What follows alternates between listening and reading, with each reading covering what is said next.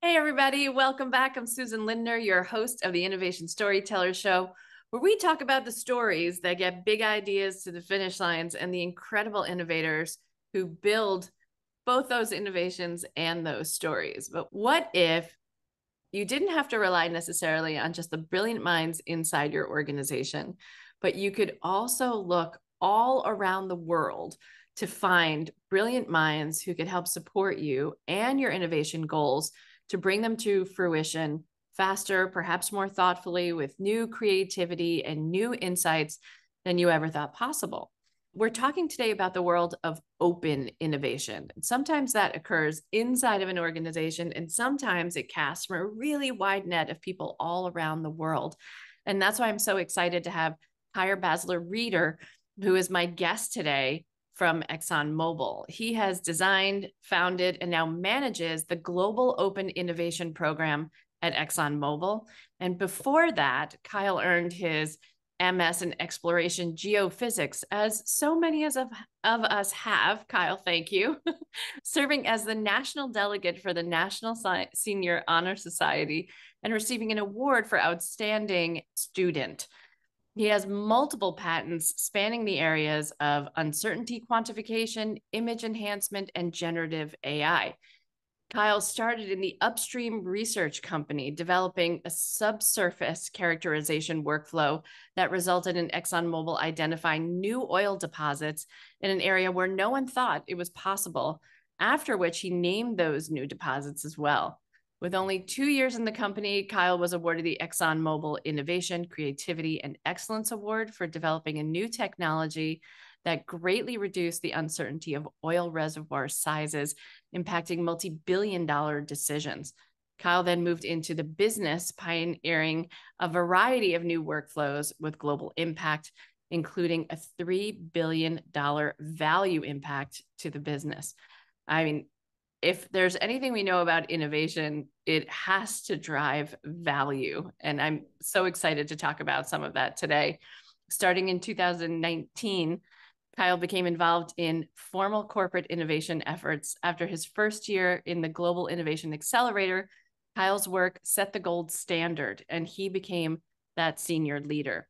The following year, Kyle was tasked with establishing an open innovation capability at ExxonMobil, which he now manages. And due to global external recognition of the rapid growth and success of the program, Kyle has become a sought-after keynote speaker and podcast participant, like right here today.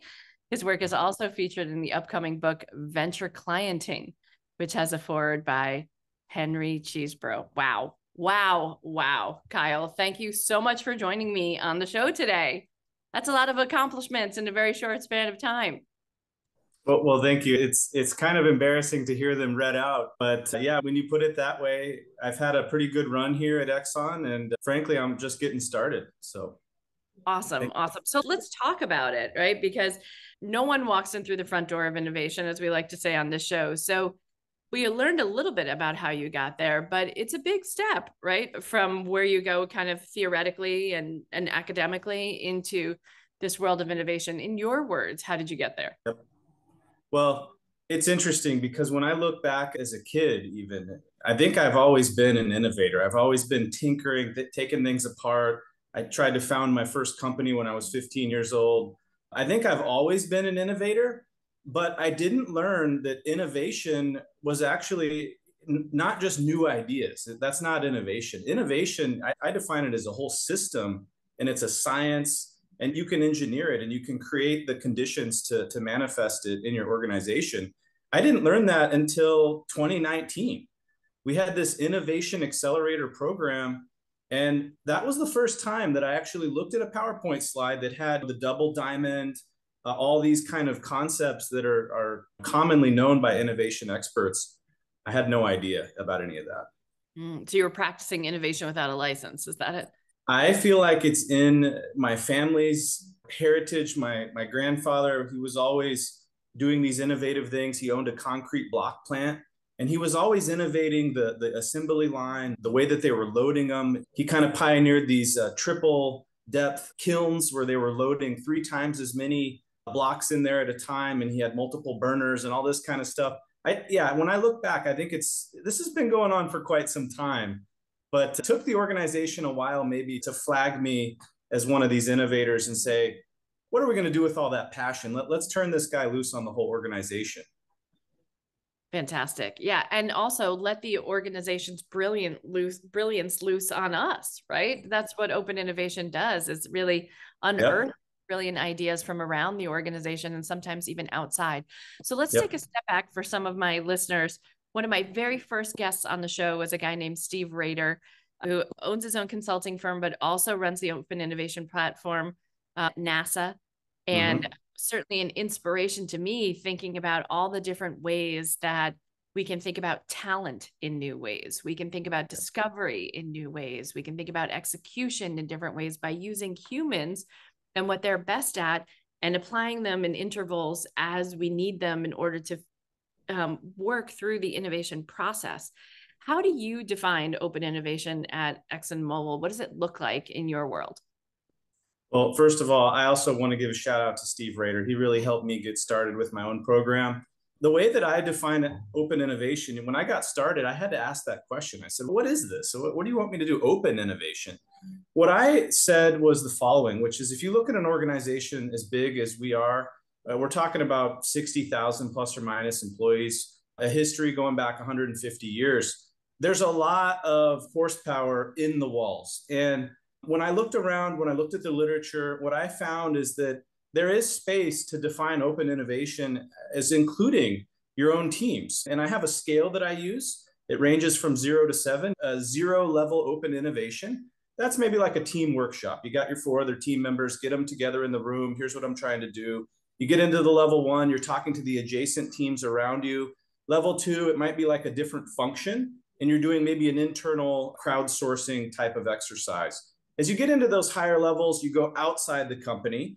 You're going to start with the places that you work with all the time. You're familiar with them. Maybe you kind of get all of them together in a big room. You do, again, like a workshop. As you start to go into the 6 and 7, the very edge of open innovation, which is where I actually spend most of my time, you're getting into the organizations that you've never heard of before. They're in your industry, but you've never worked with them, and you're seeking them out. You're trying to engage them, or the minds in your industry, maybe the students and people that you haven't talked to.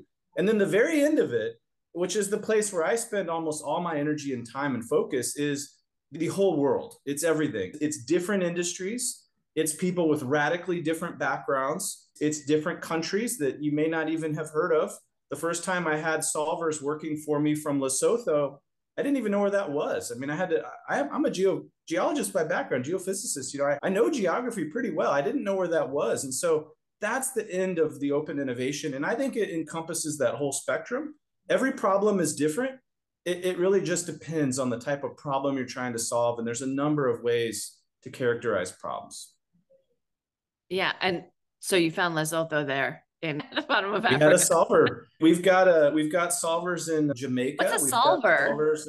So I define a solver as I'm a seeker, and I'll work with a customer in the company. They're trying to find something, an idea, something off the shelf, somebody to come in and actually help them. We're seeking. So we're putting the ask out there. The solvers are the people that come, and they can either give us proposals, ideas, their resume. They're willing to come talk to us. Those are the solvers. So I'm a solver. I get it. You're a seeker, right? Someone's seeking a way to tell their story differently. I'm the solver for that particular X. Yeah. Got it. Okay. It could be. You could have been seeking me to come in on your podcast, and I'm solving one of your presentation slots. I think we're all seekers and solvers, like especially within a corporation. That's one way to think about it. Everybody in the corporation is a seeker and a solver. They don't know that they're a solver, because the person that has the problem that they could help them, they might not be on the same team. They might not even be in the same organization. And so, I would just say that maybe everybody's a seeker and a solver. That's a really good way of looking at it. I think I remember this big push in the early 2000s around a whole category of software called knowledge management, which was trying to figure out who was in the company who knew stuff. Yeah. You know, I think of Tyrion Lannister walking around like I drink too much and I know stuff. Like it's kind of that, but it's one of the challenges of giant organizations, right? Knowing who knows what. Well, Maybe I, Deloitte knows how to do that with a giant consulting firm and yeah, 440,000 employees. They can figure that out internally, but we don't structure our businesses that way. I would just tell you that of all the functions in ExxonMobil that I am collaborating with, I actually believe knowledge management is the function that I have the most formal collaboration active with right now. I Hmm. actually went to a knowledge management conference this year. So I agree. I think knowledge management is a place where that internal open innovation, but even these are the people that also have the external resources too at times. I do believe knowledge management is a really key collaboration partner for an open innovation program.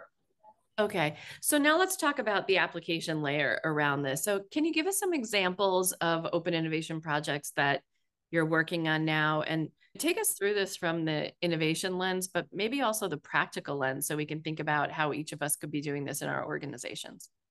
Sure. So what I would say is in my program, when I got started, I didn't know what open innovation was. So I had to define, okay, this can be internal and external. That's great. And then when you go external, what all could we do? We have vendors, we have labs, we have academic institutions, innovation accelerators. We got all these different ways to work externally. And what I did is I tried to figure out what are all those tools and then where do they fit? Over time, what I have learned is there were really three tools that I kept realizing. One, my people oftentimes were not aware existed. And two, these are the tools that I think are truly differentiated from a value standpoint. So those three tools, I'll share what they are and then I'll give some examples. The three tools are global external crowdsourcing, which is great for finding new ideas and concepts from the global community. Number two is I would call it a global request for proposals. Some people call it a reverse pitch. You're taking something outside. It could be a problem. You're looking for something and you're seeking proposals. You're not looking for ideas and concepts. You're looking for a proposal. It's a product you could buy, or they might develop it for you, or they might research it for you. The third one is a category of spectrum of solutions that I call open talent. And that really could range from picking up the phone and having a conversation with somebody through arranging a full-blown workshop with 10 different external experts for half a day and getting them all in the room to talk about your problem, to you're kind of blending into a staff contractor. You might bring somebody in on a short-term basis, and then at some point it becomes a staff contractor, and that's not really what I would consider to be open talent anymore. Open talent needs to be fast, efficient. You bring them in, they help you, and then they're back out again. So those Team or like a gun for hire kind of thing. exactly. Yeah, I think that's a good way to think about it. And so those are the three. And then what I could do is I could share is maybe some examples of those. So crowdsourcing is pretty straightforward. We have a problem. We have something we're trying to do. It's a tough problem usually. The teams are not bringing me just the run-of-the-mill stuff, okay? They come to me and we work together when it's a really tough problem, usually something we've been working on for a long time. I'll never forget the team. I'm learning about the problem. Well, what is the background here? Tell me about this problem. Well, we've been working on it for 80 years. That's a real quote. And that means that's a stubborn problem. Great fit for crowdsourcing. Uh-huh. The other place it's great is if you're at the very. Can you say that one more time? So when you say great fit for crowdsourcing, you said this is an 80-year problem. So should we begin to think about how we solve our problems as whether they are persistent, pernicious? Like, how should we think about it differently? Sure. There's two categories that I think are a great fit for crowdsourcing. One is that stubborn problem. And we've tried everything, okay? But what you haven't tried, you haven't been to if you're in an energy company like ExxonMobil, have you been to the agriculture conference? Have you been to the pharmaceutical trade shows? Have you been to the aerospace webinars? No, you have not. And so what you haven't tried is that level seven, I call it. It's that outer layer of open innovation where it's the global community, different countries, different boundary conditions on those countries. You have different businesses that are founded there, different minds, different academic minds. They have the same problem, but they solve it a little different. They have a little different lingo. They think about it a different way. So a stubborn problem is a great fit. The other one is just at the very beginning of a program. If we're kicking off a research program, what's a better way to fill that front end of the funnel for ideation than to cast it out to this global community? So those are the two where I think it can really shine. But I think the stubborn problem is the one that I'm probably finding the most activity there, because the team, they need help. They need to do something different. And this is something that I think is intuitive for them that might help them find some new ideas. But it can feel scary, right? It can feel scary going outside our four walls of our, what if the competition finds out? What if they, like, I don't even want them to know we're tackling this problem. Like, how do we create soft walls to make sure that the information, that the solution that we've been working to find for 80 years doesn't just get resold wholesale to all of our competitors? Yeah, this is the crux of open innovation. What I tell people is you have to pay the IP toll. To go do open innovation, you have to pay a tax. And that tax is, we're going to expose that problem to the outside world. Now, how do you mitigate that tax? There's two key tools that we use. One is called obfuscation. So if I'm looking, I always like to pick on, I guess, because I always have a coffee mug when I'm in a podcast. I always pick on my coffee mug. So I'll use this and pick on this. If I'm looking for a metal that can hold the heat in my coffee mug longer, twice as long as what I have right now, or it can sustain a higher temperature, one thing I could do is I could basically say, I'm looking for a metal to hold a fluid at temperature twice as long. I'm not telling you it's for a coffee mug. I don't need to tell you it's a coffee mug. In fact, Stanley, that this is what we're secretly working on, you and me. Yeah. Well, what I would say is that, in fact, that obfuscation actually makes your problem stronger, because now I'm a solver. I don't work in coffee mugs. I don't have a clue what you're talking about. Coffee mug, I've never worked there. I might close the challenge. But if I see holding a fluid at temperature longer, well, I've worked in that, but I was over in the mining industry. We had to keep a fluid warm or something like this. So that obfuscation, that's one way. And the other way is anonymity. You can run these on an anonymous, confidential basis. So if you combined obfuscation with anonymity, you've taken your problem and you've made it something that it's not really clear, what is this person even trying to do? And by the way, I think that is often a good thing. That makes your problem even stronger. I would refer our listeners to episode 3 of this podcast with Steve Rader, where we talk about the potato chip conundrum in that very same style of obfuscation. How do we get that greasy feeling off the potato chip before it gets into the bag? It's an amazing story. Please go and listen to it. But yeah, so that obfuscation is the pathway to opening the world to other great thinkers who have nothing to do with oil and gas, right? With energy at all. Yeah. And in fact, if you look at our all-star solvers, what I can tell you is they're winning radically different challenges. And so my current reasoning, because people are saying, how is this person possibly solving this deep esoteric chemistry problem? And they're solving this engineering problem. And these other, how are they doing that? Who is this person? And what I say is these people are probably kind of like Leonardo da Vinci. They're polymaths. They are well studied. They maybe have been doing crowdsourcing for 20 years. And each problem, they dive right in and they do their own research and they're pulling from very different experiences. That's the kind of person that I think is really an all-star solver. And you can't hire this person. I don't think they have any interest in working the 9 to 5. I think the only way to access these types of people, who many of them I think might just be doing this for sport, the only way to access them is, right? They're just naturally curious people. Yeah. Yeah. Fun, curiosity, learning a new skill. They may be doing it for reputation. I think some of these solvers, they might be competing. Yeah. I don't know who they are, but they do a really good job. That's what I know. Yeah. I spent 10 years in public health working in HIV, and I can remember it was certainly a life or death struggle to figure out what the treatment and cure for HIV was going to look like. But it was a dogfight, and people were brought in from every conceivable sector to try to think about the problem differently, because it was so many unknowns to solve for. And so you really do need holistic thinking. It's why we think diversity actually matters, right?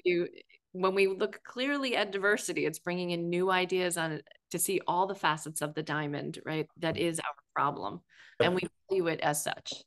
Yep. Tell us a little bit about some of the projects you're actually working on. So dig in, we can feel this open innovation at work. Great. Well, now that everyone has a level of understanding of what this crowdsourcing is, kind of how it works, I can share one of the challenges that we ran, which was a very stubborn problem. So one of the things that ExxonMobil is working on is called CO2 utilization. So basically taking CO2 and turning it into usable products. One of those potential products, if you look at the chemistry of methanol, it's a chemical molecule that actually you might be able to turn CO2 into that. And what we did is we did a global crowdsourcing challenge. Again, this is a very stubborn problem. It's a stubborn molecule. It wants to be CO2. I'll just put it that way. Okay. So we were looking for new ideas, new concepts on how can we turn that CO2 into methanol. And particularly, we're aware of multi-step approaches where you might turn it into an intermediate product, turn it into something else, turn it into methanol. We were actually challenging the crowd. We wanted a one-step conversion method. And what we did is we launched a global crowdsourcing challenge that had a $40,000 guaranteed prize pool. So those solvers, we're guaranteed to pay, even if all the ideas turn out to be terrible, which has never happened, but they are guaranteed a prize pool. And that global crowdsourcing challenge, I can tell you that when the ideas came in, we had a huge list of different topics, and that really just reinvigorated that program. It really helped them look at a lot of different ways to solve the problem. And one of the things that I heard that I found very interesting was there were a couple things in there that they weren't new. These are things that we already knew about. We already looked at these things. But there was something about having this come in through this channel, and the mind is open, right? Because they're in the diamond, they're in the stage where they're expanding, they're looking for new options. There was something about having those ideas that they've already considered in that mix. They said that helped them take them with a kind of a fresh approach. So that was a very successful challenge. We found a lot of new concepts. We found concepts that we were already aware of, but the solvers were able to give us some additional insight. They may be giving you a list of references. They may be giving you a list of patents, et cetera, vendor products. And so that's one example of a very stubborn problem. We threw it out to the world, and the world has delivered us a lot of good stuff for us to reinvigorate our program. So are there platforms that you'd like to use to put these ideas out, just for my listeners, where they can start? Yeah, there are a wide variety of programs, platforms. What I would tell you is they range from things like little micro challenges where you could get started and you could do $500 prize pools that are going to be divided up among maybe 50 winners type of thing. You have like Mind Sumo is a great example of that, like these micro challenges. If you look at the global crowdsourcing platforms, there's a lot of them out there. The top ones that come to mind for me, if people want to learn more, Wazoku is one. It used to be known as Innocentive. HeroX is another one that is commonly referenced. And then as you go into the more specialized platforms for open talent, there's hundreds of them. For given talents, there are specific platforms where you sort of have these communities of people that are there. And I don't have a huge list of those, but I would say at a high level, crowdsourcing, you have smaller challenges, and then you have these bigger challenges. Fantastic. So that was a pernicious problem, right? You wound up getting a lot of people on board, and did you also have internal Exxon employees apply as well, or was it all external? Most problems, what we do, and I have a fun statistic for you here about open innovation. So every problem that comes, I'm going to want to ask a series of questions. Okay. How much time do you have? How much budget do you have? Do you have a team that can actually test and explore and pilot ideas, or do you need something off the shelf? What's the background? What's the history? Have we worked in this space before, or is it completely brand new? What solutions have you tried that didn't work? Once we've defined all of those things, the next phase of my program is I want to do broad internal canvassing. And that's where the knowledge management partnership comes in. They can help us find past studies that were done. We're working on workflows to identify talent in the company, experience in the company. But I always am pushing a team. Who are all the people in the company that might have a say in this problem? So after we've defined it, we might have like a 5-page PowerPoint deck, something like this. We then get all those people in the room and we basically have a meeting to agree. Is this really the problem? Is this really where we're at? Is this really the state of the art? And my statistic is about half of the time, my work ends after that meeting because someone in that meeting says, well, did you know about vendor ABC that we brought them in last year? We're using them over at this site over here. We tested it. And they say, no, well, what are you talking about? Yeah, we found this thing. We're piloting it over here. It's going very well. Well, that team, they no longer really need to go do a big open innovation project. They already have something that's pretty close. And they say, Kyle, this was amazing. Thank you very much. Goodbye. And that's okay. That's great. One less plate to spin, right? Well, and that's some of the no regrets value that can come through building a successful open innovation program. If you do good problem definition, if you scour internally for the available options effectively, you're going to get some of these little quick wins. And I think that really speaks to the value of the open innovation program is, hey, we can make these connections. We didn't even really have to spend anything. It basically cost a few meetings. That's it. So yes, that is to answer your question in a long way. That's how it works over here. What kind of pushback do you get internally? Maybe you've proven your use case already, but is there fear, trepidation, anxiety? As we think about telling the story to other people inside of the organization, maybe imagine yourself a year, 2 years ago when you were getting started with this. What was the story that you told to folks to come on board with this idea? And what kind of pushback did you get? Well, let me share that the pushback will change over time for you. So my program has been active for roughly 3 years. At the very beginning, the pushback was, what are you doing? What value are you creating? And I'm looking around and I'm saying, well, right now I'm having external discussions with people like Steve Rader and Wayne Fisher and other consultants. And I'm asking people internally, I have a plan to conduct 150 interviews of people inside the company and ask them about their experiences with innovation and working externally. And people are basically, the pushback is like, well, what value is there in that? So when you're getting started, I think that's the pushback. It's just you're talking to people all day. I mean, what is this? You need to do some work. When I got started, once I sort of established what I was trying to do, and I had some of these tools and I have these charts that help you figure out what's the right option for you. The pushback, I think, was the examples I had to share about crowdsourcing were from NASA.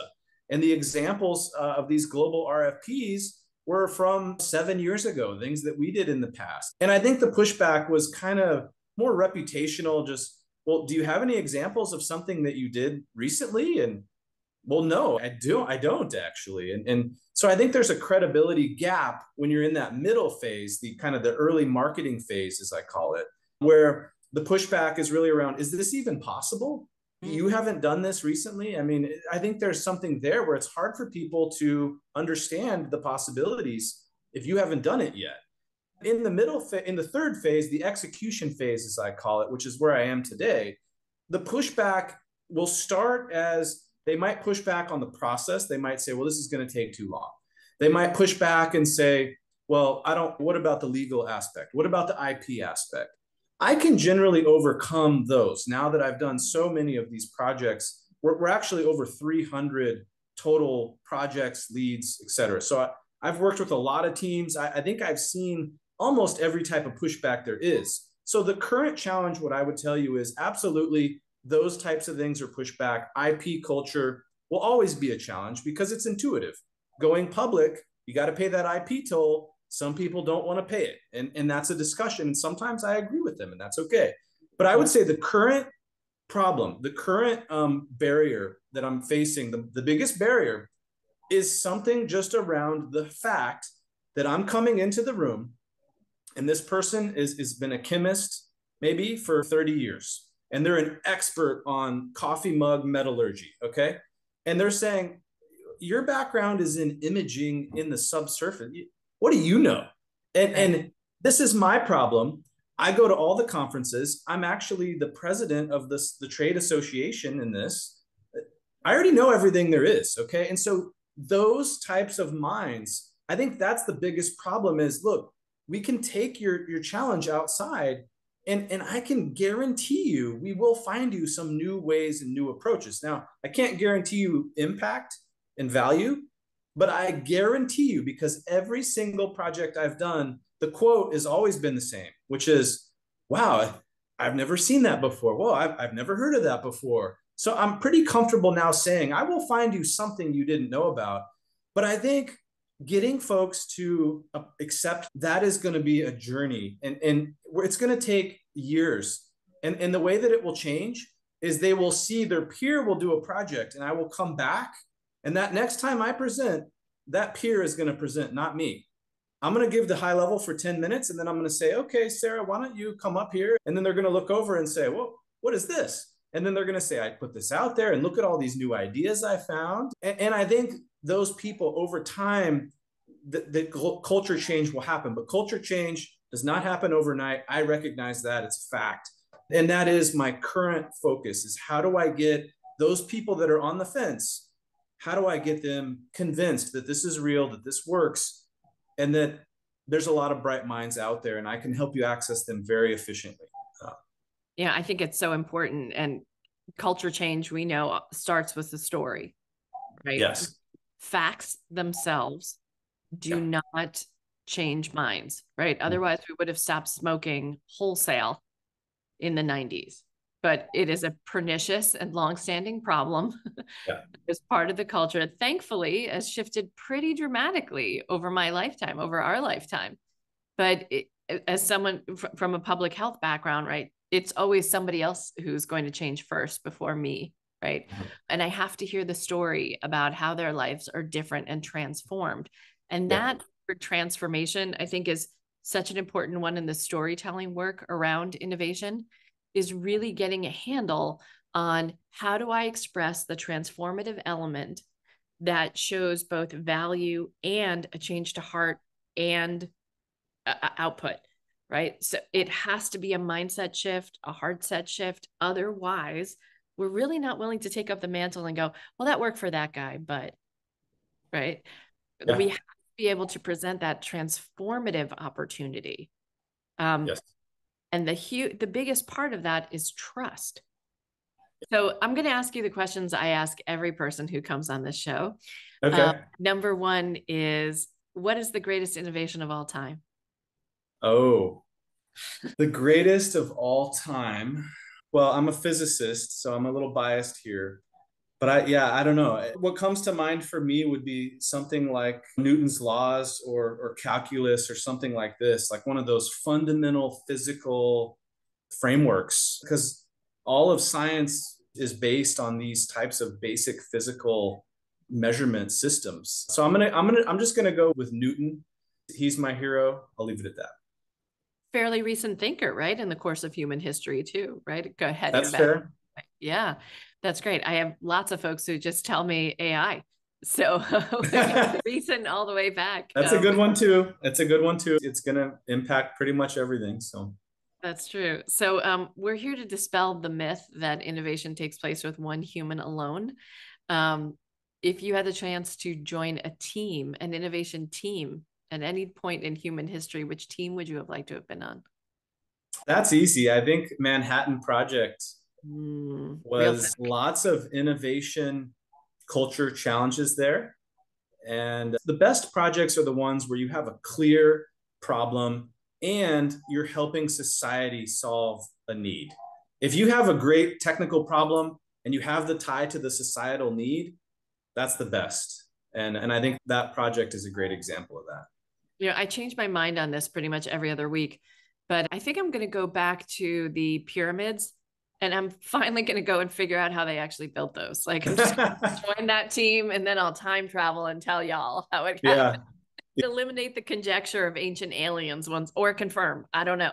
But I'm going to try to eliminate that conjecture once and for all. And the last question is, what is an innovation that you wish existed today that does not? Something that really pisses you off, or something that you just wholly wish for? I would like to have So I've seen a lot of jet packs, and I've even seen like in the 70s, they had one for the Olympics. The torch came in. Like in the 70s, they had a jet pack.